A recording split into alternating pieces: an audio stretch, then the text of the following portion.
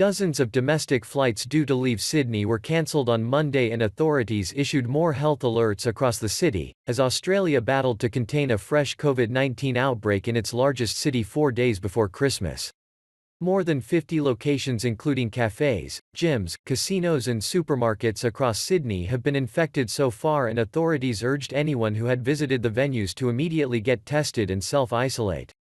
A new virus cluster, which was detected in Sydney's northern coastal suburbs last week, grew to nearly 70 cases, prompting all other states and territories to close borders to Sydney's 5 million residents, throwing their Christmas travel plans into disarray.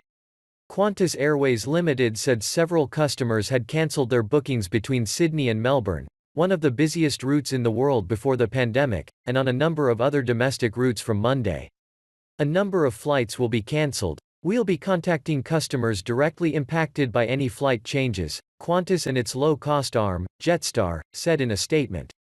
Federal Health Minister Greg Hunt said it was almost certain there would be more cases on Monday in New South Wales state, of which Sydney is the capital, because of the high number of tests being done. We have always said that there would be additional cases, additional breakouts during the course of the summer and right throughout most of 2021, Hunt told Australian Broadcasting Corp television. But we know how to do this as a country, we know how to flatten this curve. We have done it before. Australia has largely avoided high coronavirus numbers compared with other developed nations, but the new cluster has sparked fears of a wider outbreak.